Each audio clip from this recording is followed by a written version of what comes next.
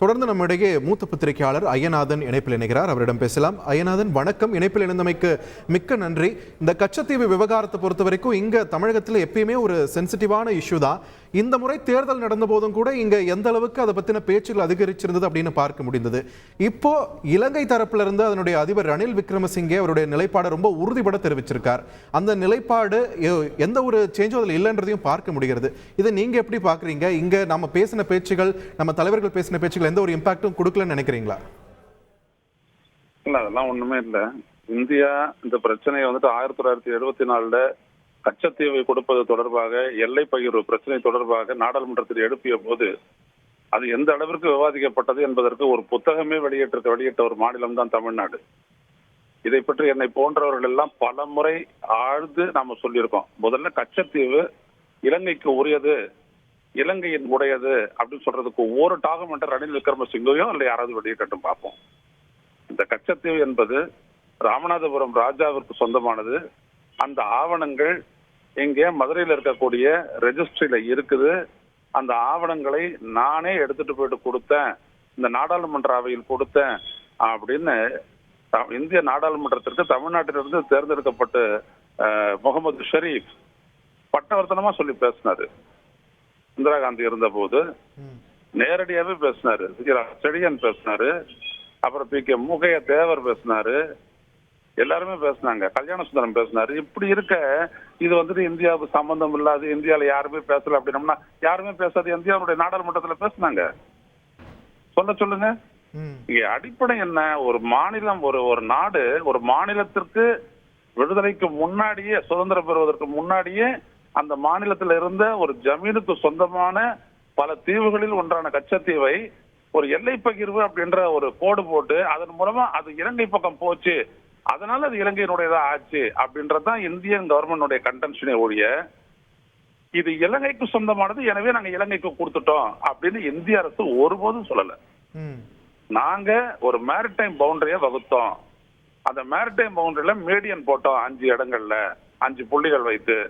அந்த புள்ளிகளை இணைக்கும் போது கச்சத்தீவு அவங்க பக்கம் போயிடுச்சு அப்படின்னு தான் இந்திய ஒன்றிய அரசு இந்திய நாடாளுமன்றத்தில் சொல்லிச்சே தவிர இது அவர்களுடையது, அதற்காக அவங்களிடையே கொடுக்குறோம் அப்படின்னு சொல்றதுக்கு எந்த அடிப்படையுமோ எதுவுமோ அவங்க சொல்லவே இல்லை. அப்படி இருக்க இது சென்னையில பேசல, மதுரையில பேசல, கோயம்புத்தூர்ல பேசல அப்படின்னு சொல்றாருன்னா ரணில் விக்ரமசிங்கனுடைய அறியாமை. இது இரண்டாவது விடயம், இது ஒரு மீனவர் பிரச்சனை தான் அப்படின்னு அவர் ஒத்துக்கிட்டாரு. அது வரைக்கும் ரொம்ப சந்தோஷம். இது மீனவருடைய பிரச்சனைனா எப்போதிலிருந்து மீனவர் பிரச்சனை? தொன்று மீனவருடைய மீன்பிடி உரிமை என்பது இந்திய இலங்கையினுடைய சுதந்திரத்திற்கும் முற்பட்டது. இந்த 2 நாடுகளும் வெள்ளையனுடைய அடிமை தலைக்கு உட்படுறதுக்கு முன்னாடி இருந்து அந்த இருக்கு. இலங்கை மீனவர்களோ, ஈழத்து மீனவர்களோ, தமிழ்நாட்டு மீனவர்களோ பரவலாக மீன்பிடித்துக் கொண்டிருந்த அந்த பகுதியில அந்த மீனவருடைய உரிமையை பறிப்பதற்கு எப்படி எந்த அரசிற்கு உரிமை இருக்க முடியும்? இதுதான் நம்மளுடைய கேள்வி. இது வாழ்வாதார உரிமை. இது அப்படி வாழ்வாதார உரிமைன்னு வரும்போது ஆர்ச்சிபிளாக்கோ